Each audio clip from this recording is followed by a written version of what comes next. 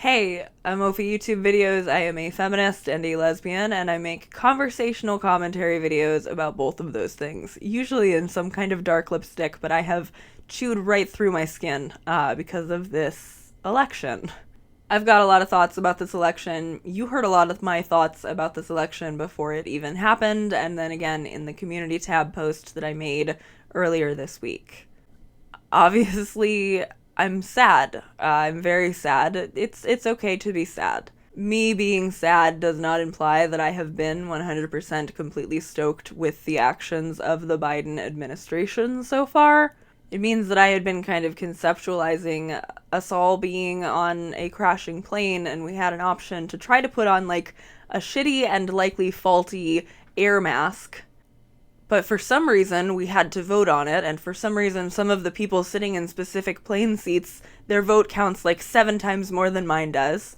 And instead, more than half of the other people either did not vote at all, or they overwhelmingly outvoted me in favor of no oxygen mask and also point the plane directly at the ground. I know I made a video about Jill Stein being a grifter, but I just want to say, at that point, if I am outvoted anyway by those margins, I don't think it's productive of me to remain angry at people who were at least also being vocal on the plane and saying like, hey, I would like to survive as well. If they were saying, well, that's a shitty and faulty oxygen mask and maybe you should use something else, even if I still disagree with what their tactic for the something else is, at least I know that we agree that the plane is going down and that we don't want the plane to go down.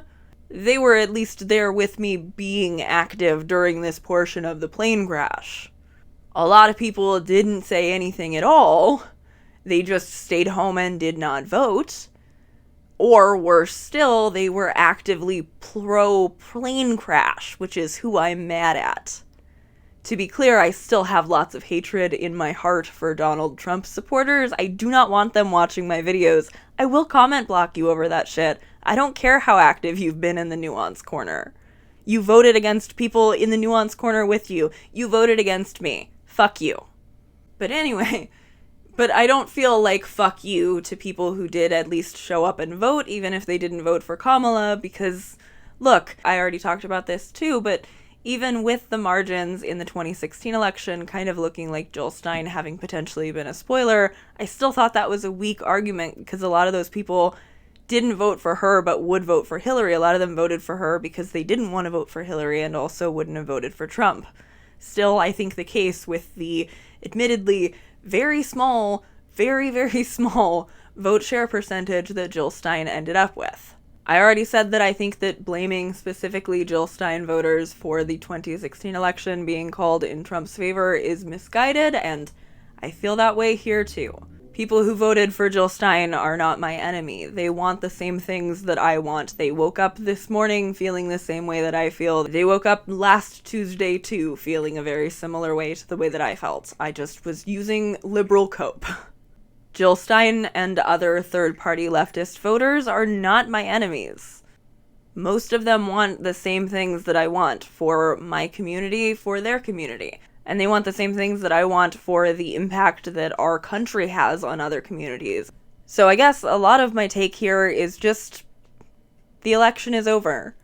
We lost, and we didn't lose because of any one particular single issue that made people stay home or kept them from voting. We really didn't. Because it wasn't just the far left, who are likely to carry a lot of the blame for this in the discussion around it all the same, no matter how unfair that is. It was also, like, unions that refused to endorse Harris despite seeing massive, massive benefits from the Biden-Harris administration, probably in part because a lot of those union people are pro-Trump, but also because they were clearly afraid of retaliation from Trump if he did win and get back in office and slash those benefits.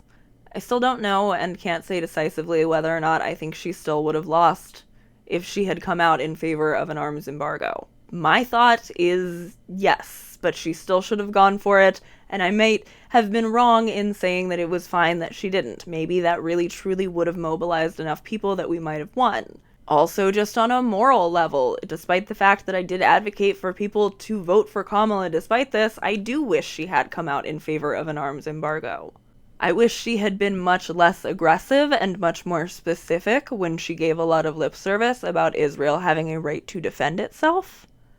I wish she had been much, much more vocal than she was about the suffering in Gaza, something I do still appreciate that she has been vocal about, but that really hasn't amounted to anything, and that now I'm very, very, very deeply further concerned about. And Donald Trump never references it in the same way that she did. So I will say that while it wasn't an argument that I was making while I was still trying to persuade people to vote for her, I do, yes, completely understand the argument that a lot of people who stayed home or were convinced to stay home this year would have been convinced not to stay home if she had taken an alternate position. I can also understand the alternate position that she might have lost by a lot more than she already lost by if she had not taken the position that she did. I think my take, though I do believe that a lot of American citizens care very deeply about the suffering in Palestine, I highly doubt that that drove Trump-specific votes more than it drove not voting at all. And I think the rightward shift that we see in the country is a lot more about the things that Donald Trump is fear-mongering about in terms of immigration and the economy and the price of groceries and what have you. So yeah, despite the fact that I was not any official part of any campaign, somebody did accuse me of being paid by the Democrats on my Jill Stein video, to which I say, I wish they got so much money in donations. But no, I was not paid for those. In fact, my AdSense money will be much lower as a result of me deciding to make all of those political videos last month. But I'm still glad that I did what I could to encourage people to vote for Kamala. And I'm glad, sitting here a couple days after an election that we probably would have lost absolutely no matter what, that the majority of what I said about this candidate was not only things that fed into various enormously successful campaigns against her, or stuff that, like, explicitly attempted to kneecap the enthusiasm, holding heavy air quotes on that, of voters like me who were willing to hold their nose and vote for an imperfect candidate. I and a lot of other people who advocated to vote for Kamala were called baby killers, told to enjoy voting for genocide, not really listened to when we attempted to explain our position that we just wanted to avoid all of this. And that was a frustrating thing to try to work against, to try to explain that out of all of the options given, and with the likelihood of Trump winning and the Republicans always turning out around their imperfect candidate, that we should do the same about ours, and that it wasn't anything about me or others being okay with Joe Biden's endorsement of the genocide in Gaza. And I will always think, despite the fact that I am not going to continue to see these people as my enemy, that actively campaigning in favor of apathy as a piece, not the only thing, I want to be clear, it's not the only thing, it just is a piece of raising awareness about a genocide happening in another country, was misguided, I think. Because now I do feel like we have already been in an incredibly hard and nearly impossible position to make any change regarding the current White House administration's position on funding Israel. But I think that any chances that we did have of making movement on that are now out the window. And I know I said that I think that Jill Stein is the wrong vote, but also because so many people stayed home altogether and didn't go and vote Democrat down ballot and also lodge a protest vote for a presidential candidate at the top, we didn't have some enormous down ballot turnout that showed that there was still an electorate for the Democrats that just didn't like Kamala. I mean, votes are still being tallied, but not in a way that was substantial enough to net us any real success in the House or the Senate. We lost some really important Senate seats. And maybe in 4 years there will be time to have a conversation about what a protest vote could look like in a way that could actually be counted and seen as like, oh, all of these people voted for Cornel West and Claudia de la Cruz. If those numbers all added up to enough to even make a difference for Kamala, I think that we would be in a really different position. And obviously I'm part of why they didn't, because I did not lodge a protest vote. I did not lodge a protest vote because I'm not somebody who believes in a blue enough state that I don't still have to vote blue if I live there and benefit from its blueness. And here's the thing. I know I've been talking for a while already, but part of why I wanted to make this video, it's bad. It's really bad, and we don't get another vote on it until the midterms in 2026. So why would I sit here and continue to campaign for Kamala when she's not even running right now, and continue to be angry at people who didn't take that while I was trying to do it while it was relevant? Instead, I'm just going to acknowledge, yeah, it's bad. What I'm not going to do is sit here and bullshit and tell you, oh, we will all, every single one of us, will all be okay, because I can't promise that.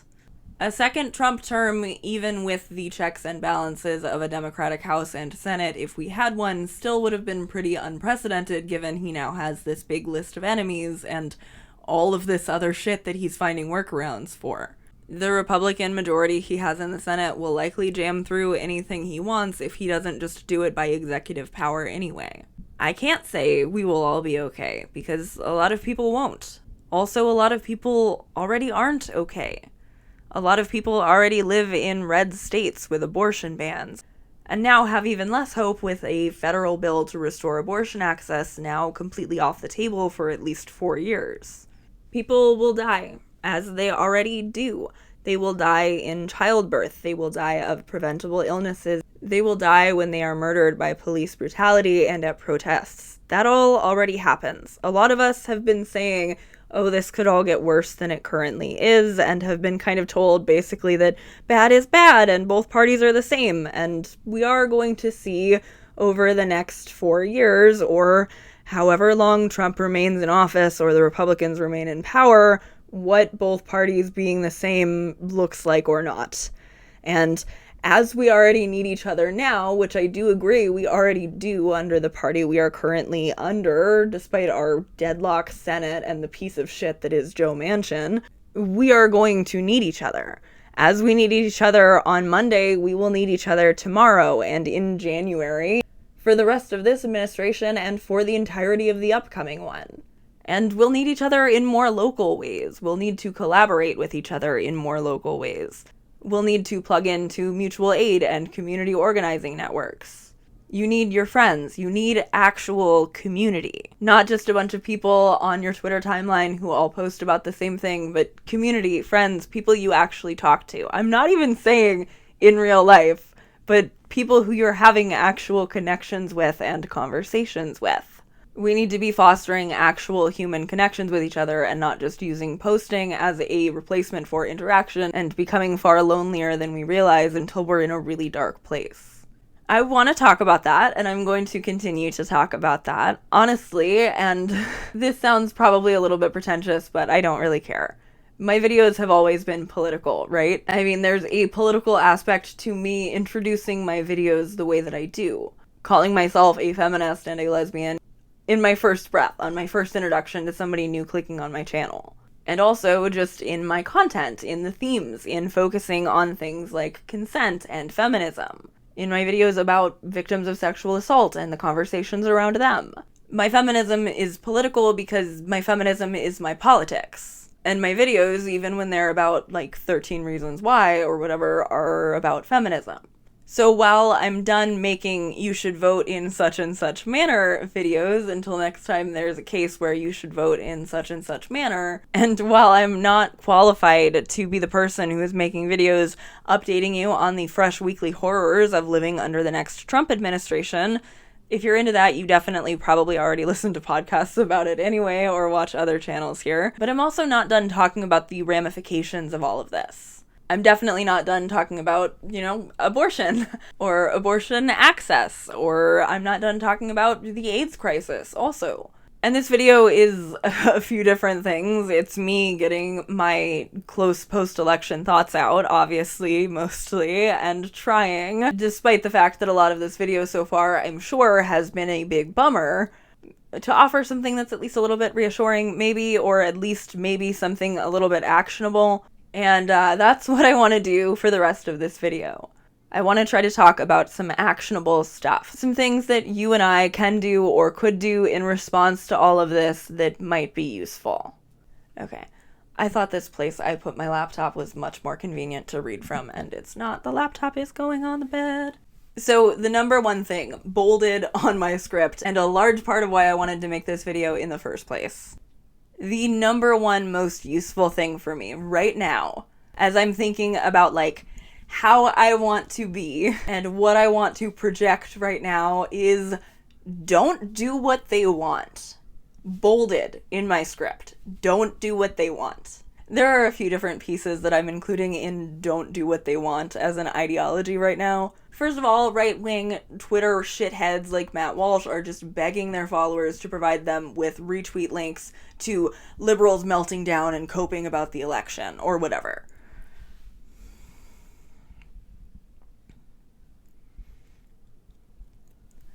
Just like with the people who libs of TikTok highlights, it does not matter if you are a communist or a leftist or whatever. If you express any kind of sorrow, anxiety, worry about the results of this election, you're kind of fair game to these people. It doesn't matter to them that you are not crying because and only because you didn't see a woman get elected president.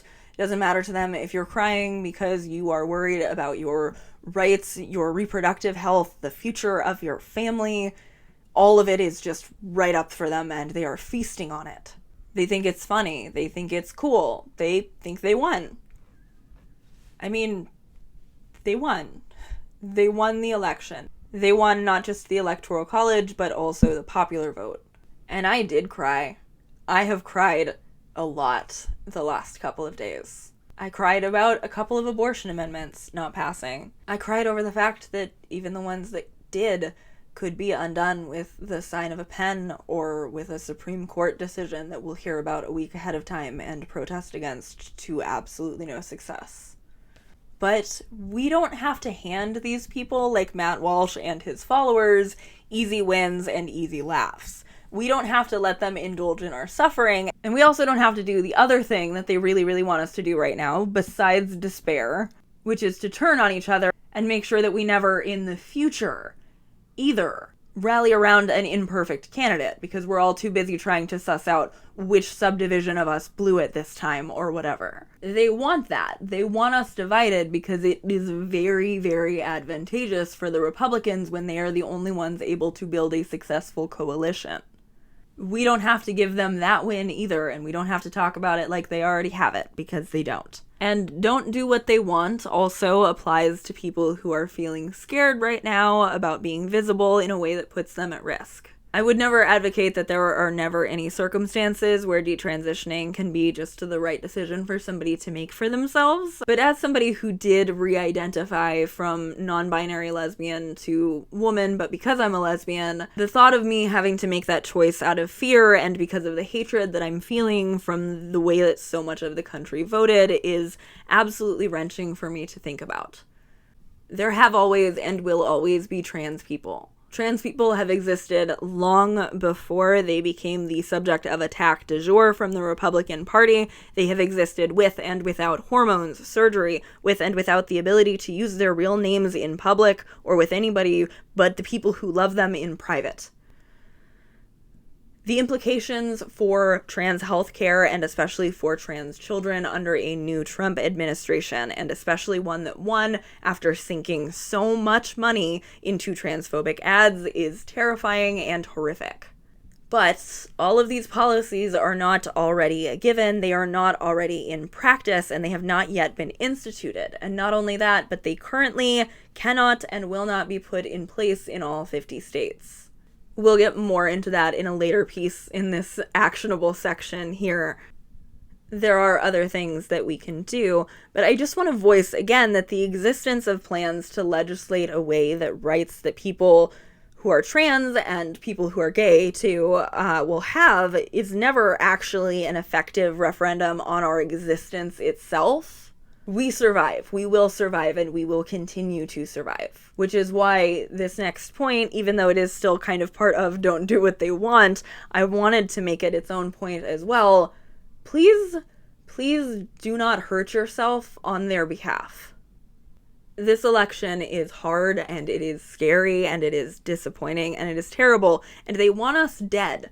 And we don't need to make that easier on them. We don't need to spare them the effort. I'm thinking about leaving Twitter, something I'm going to do a separate video about.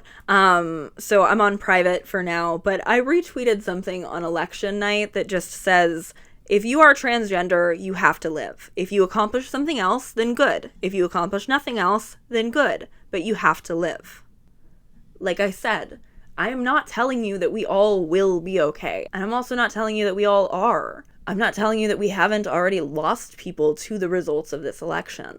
But people are posting about their hopelessness, and again, it's being gobbled up by the Matt Walsh types of the world, and it's such a normal, human, and understandable response. But all of us who can survive this need to try to survive it. And many of us will this time. Trash Discourse, another creator here on YouTube, they make videos I absolutely love, and they put one out yesterday called Don't Kill Yourself. About exactly this, I want to point you in that direction. You should absolutely watch it if you haven't already. I'm going to link it in the description below. But in it, Trash talks about growing up without gay and trans elders, that the genocide of the AIDS crisis made it that way, that we lost so many people, and that we can't let another generation of gay people grow up with that huge gulf. I agree with this sentiment completely, and I also wanted to voice another part of it, which is that, you know, it feels disrespectful to say many, so I will not say that, but not every gay person who was alive during the AIDS crisis was lost to it.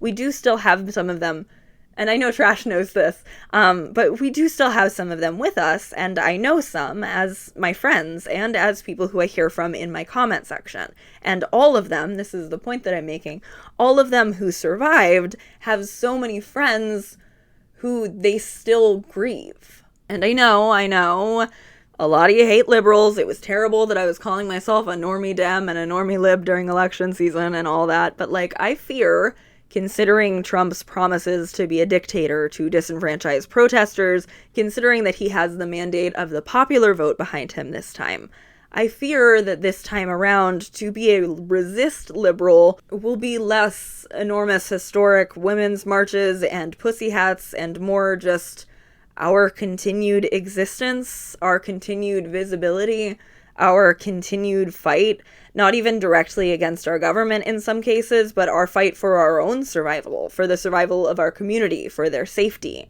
We need numbers for that. We need community. We need our friends not to have to grieve us. So to summarize, when I ask you not to do what they want, I mean, don't let them turn us against each other, and please do not hurt yourself on their behalf. And my other point, the other thing I wanted this video to be, beyond just me saying, if it is at all useful to hear, that you can think of not killing yourself as an act of spite to these people, and you should hang directly onto that to push the urge to do something like that away long enough, at least for you to feel safe enough that it's not an immediate concern. I wanted to talk about how there are things that we could and should be doing to keep ourselves safe.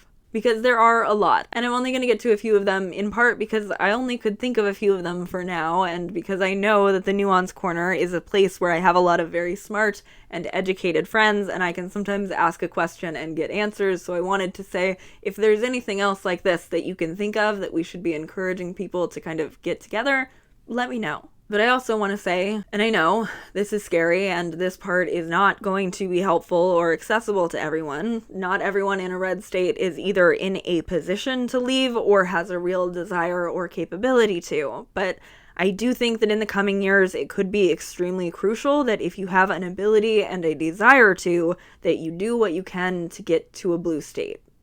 Leja Miller, a lawyer and another YouTuber who I really admire, made a video recently, really recently, because it was about the results of the election, and in a similar vein to what I'm saying about how I think a lot of things will be extremely localized now, she said essentially that she thinks our best hope, though I hate the way that this just inherently leaves those in red states behind, no matter how much I agree with her, is that things fall to the ever-present Republican talking point of states' rights, meaning individual states having their own constitutions and rules, why we currently see such an inequality of abortion access across the United States, among other things. A lot of these blue states, my own in Massachusetts included, have enshrined protections into our Constitution for both reproductive and gender affirmative care. If you're watching this from a place like Washington, Oregon, California, New Mexico, Colorado, Illinois, New York, Vermont, Maine, Rhode Island, Maryland, or DC, you have similar protections already enshrined in law, and Arizona and New Jersey both have executive orders. So not quite the same because it's not enshrined. To be clear, each state also is not exactly the same because Arizona, like always, is complicated. They banned surgery for trans minors in 2022, but then in 2023, they got an executive order from their new governor that protects the trans care for minors that is still legal in the state, but it doesn't reinstate the gender affirmative surgery that was banned. Blue states are also preferable for being likely to hang on to marriage equality. I want to get into that as well, but I'm going to do a whole section about it towards the end of this video. Anywhere that already legalized gay marriage prior to the Supreme Court ruling is not likely to lose the ability to have future gay marriages, even if the Supreme Court does roll back the ruling that gave us gay marriage in all 50 states. That's the summary for that section. And moving to blue states also could be extremely beneficial for health insurance purposes, especially crucial if Trump succeeds this time around in repealing the Affordable Care Act. Massachusetts and many other blue states are incredibly expensive places to live, but also it's because your taxes here go to a lot of social programs that can be deeply helpful, including really good state insurance in Massachusetts' case. So, try to get somewhere blue, and I am sorry that that's alarmist, and I'm sorry because people do also need to stay and fight. But also, if you are gay or trans and you want to get out of a southern state, I really think now might be the time to start putting that together. If you see somebody crowdfunding to flee a red state and you have extra money to send your way, that's a great place to put it because picking up and moving is extremely hard and, like I said, not accessible for a lot of people. But as somebody who once lived in a red state and now, no matter how much I love that red state, am glad that I no longer do, if you think you might be seeing the writing on the wall, you probably are, and you should get somewhere maybe a little bit safer, maybe a little bit more friendly if you can. Other things you can do to improve your safety while not fleeing, or if you're somewhere reasonably safe. If you are interested in long-term birth control, right now might be a good time to ask your doctor what your opinions are about that, whether that's about an implant or an IUD, or if you want to look into getting a doctor to tie your tubes before that's made any more inaccessible than it already is. There's a Reddit thread, actually, with information about doctors who provide that procedure, even to people who haven't yet had children, which is a reason that a lot of people seeking tubal ligation are turned away. I will link it down below as well. Another thing to be extremely careful about, but that I don't want to do direct fear-mongering on, because tracking your menstrual period can be very important, especially in cases where you might need to detect a pregnancy in its earliest possible state. Period tracking apps. Some people might just tell you right off the bat, wholeheartedly, do not trust any of them, and that might be where I personally land if I lived in a red state. But there are a few apps that promise not to hold your data on a server, so just make sure that you're looking into the safety of that if you download and start using one. We aren't yet in a position where those records, I think, have been subpoenaed, but you likely don't want it all laid out anyway for people to go through if they have, suspicion that a trip you took to another state recently might not have just been camping, The most private period tracker is always going to be a pen and a calendar, but even aside from the data about your period, there's also the larger concern about somebody's digital footprint, pointing people to draw that conclusion in cases where abortion may be criminalized. I read an article from the MIT Technology Review from 2022 about best practices regarding this. You can check it in the description below as well, but that's essentially their advice. Be really careful about privacy policies and just go analog if you can, but you're probably fine in a state that protects access to abortion because you're not going to be prosecuted for anything anyway. I also suggest getting up to date on any documentation you can. IDs, passports, name changes if you're in that process and you're able to finish it, and on making sure, especially given the potential for RFK to wreak some real havoc with his appointment, that you are up to date on all of your vaccines and boosters. So, okay, what else can we do? Especially if we're like mostly fine. What can we do besides not killing ourselves and trying to not want to kill each other because we lost, and trying to make ourselves as safe as possible leading up to and during all of this? And I'm asking this both as the segue into my next point and to reinstate that if there are other courses of action I should be recommending about this or anything, I would love to hear about them and potentially make a follow-up video. But for segue purposes here, what else can we do now? How can we show up? Again, like I said, that Lee just said, if states' rights are going to be our path, then organizing within our states, within our communities, is going to be crucial. And I don't mean that we wait until next time something goes on a ballot. I mean now. We build coalitions, and coalitions are how we win. We win not by only talking to, like, the other people in our Twitter circle, or people who also signed up to watch a Zoom call of white women for Harris, or whatever, but by knowing and by helping the people in our communities, by listening to their struggles and by helping with those struggles when we can. It's easy to feel incredibly demoralized and isolated, especially as a disabled person, when people keep saying, you need to find community, you need to find community. And I even imagine, not as a disabled person, but with the feeling of, are protests even going to happen this time? What can we even do? And it is very easy for organizations not to think about accessibility and to leave us behind. But many groups are extremely concerned and conscious of people who cannot leave their house as easily, and they organize both in person and provide options for like a video call in or other ways for people to be involved, just as a matter of accessibility. A lot of those groups have been meeting this whole time, way before the election, for years, longer than that. And they will continue to meet, and they will continue to be vital. Abortion access groups also will remain so vital, and they would have under a Kamala Harris administration too, if she didn't have a Senate and get that fucking bill passed. Honestly, even if she had gotten a Senate majority and gotten that bill passed. The work that abortion access groups do always matters and always will matter. And advocacy for immigrants also is and will continue to be extremely vital. And I especially want to flag, given the whole they're eating the dogs and mass deportation now of this apparently winning campaign, that so will making sure that we as the left, as progressives, as whatever we are calling ourselves, are watching our rhetoric about immigrants and people of color in the way that we speak. It is not cute or helpful to fantasize about Trump supporters or their families being deported. It does not win anyone to our case, which actually should be that mass deportation is, in fact, very bad. I have to think that if the mass deportations really do happen, and to be clear, I do fear that they actually will, that the public sentiment about them might shift because they will be devastating. Obviously, the most important way that they will be devastating will be on a personal level, to and in these families that will be ripped out of the country that they live in, and to the people who love them. But it will also be devastating for the economy. It will leave enormous gaping holes of jobs that are currently filled, and it will not help the housing market at all. Even if it did, it would not be a worthwhile trade. My vague hope in electoral politics aside, I don't have a ton of love and affection for this country that I live in, especially not during a week like this. But not even at the height of my normie lib, oh, maybe we could do better optimism during the DNC this year either. I mean, Danny DeVito, of all people, described it best. America is a racist country built on the boards of genocide.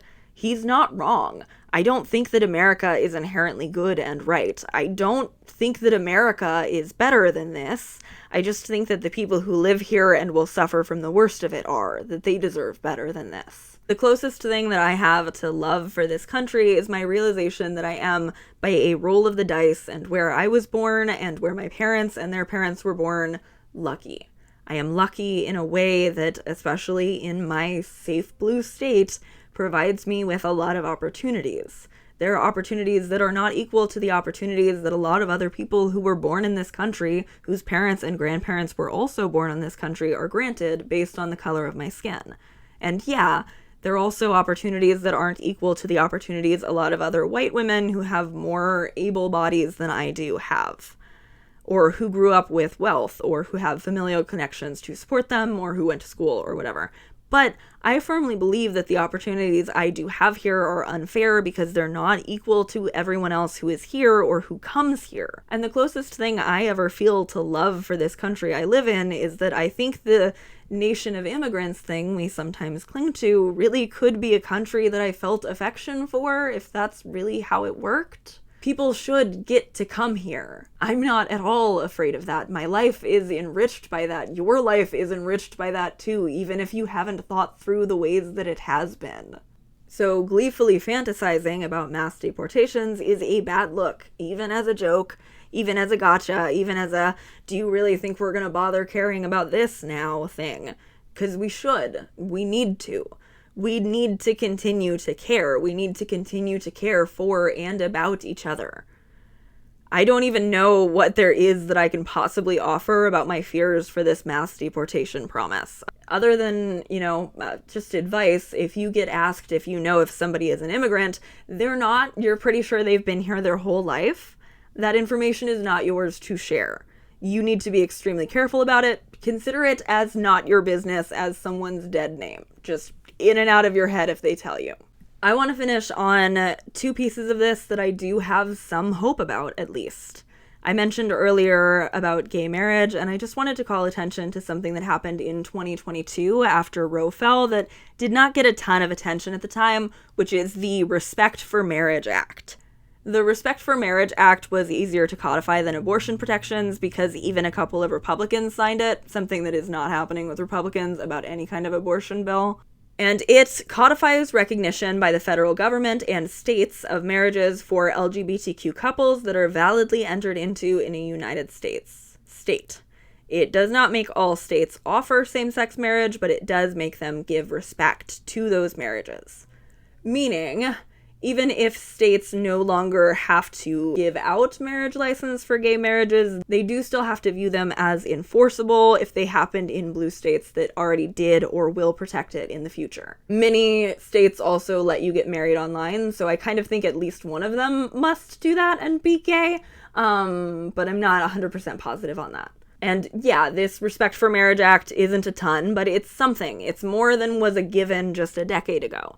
There are other issues for sure, fears about how our public existence itself will be deemed as pornographic and unsafe for public consumption, though something that they're already doing to trans people. But if it does make you feel any better, the issue of all gay marriages being dissolved overnight does not seem to be a genuine concern. And maybe that's a little hopeful to somebody else who didn't already know about the Respect for Marriage Act. And before I finish out here, my last little positive light for now, we are going to go through one by one in another video about the abortion access ballots that got voted on, and I will explain why Florida's did not pass and why that's bullshit. But since I made a follow-up video specifically about question 3 in Missouri, their abortion access question, which allows abortion up until fetal viability in their state's constitution, it passed! Despite a massive and highly visible and transphobic pushback campaign, it passed. They got the votes. They won. Missouri was the first state to enact a heartbeat ban following the fall of Roe, and they were also the first to get to overturn it by the will of the voters. And yeah, I don't know what this victory or any current abortion victories will look like in the long term, and there is a lot of damage that needs to be undone and stopped from being continued to be done for abortion access in Missouri. But this is a huge and enormous victory, and as hard as it is to celebrate one as such, given the rest of the night that we had here in America on Tuesday, I am so relieved about that one. Little wins like that have been important under this current administration. They will remain important under the next. And I do think that allowing ourselves to feel some relief amongst the dread is going to be the best way for the rest of what's all to come to be at least a little bit more bearable. I'll come back to talk about the abortion measure soon, but, enough people engage with my post-election video community tab post that this felt like it might be a useful video to actually film, and it feels right to not just sit with all of these thoughts myself. I wasn't someone who was in any kind of position to be looked at for reassurance or validation last time Donald Trump won. I was an 18-year-old, it was my first election, And now I know that I'm talking to people who are in a similar position to that, or who were even maybe too young to vote this time. And I know a lot of the solutions I offered aren't useful, other than you need to live long enough to be able to do these things, but the living long enough part is so huge and so important. Our continued existence, the refusal to be pushed into the shadows by a popular vote loss, by our perceived outnumbering, is so important. I'm going to keep being here. I'm going to keep being a feminist and a lesbian, no matter how countercultural that feels in a world that just let Donald Trump become president with so many rape allegations. And I'm going to keep making my conversational commentary videos. I'm going to keep comment blocking Trump supporters. A couple of them have been sneaky. They were watching my Alexa videos in spite of the fact that they should have picked up by now from context clues that I do in fact hate them. I hate them in a way that I will never hate Jill Stein voters or third-party voters from this election. If you voted for Donald Trump, I hate you. I would like you to unsubscribe. But that being said, I am going to keep being here. And you, dear viewer who did not vote for Donald Trump, can keep being here too. I have a cat to feed. I have videos I want to make. I have gay stuff I want to talk about. I'm not going anywhere. The Nuance Corner is not going anywhere. I'll see you soon. I really do love you. Bye.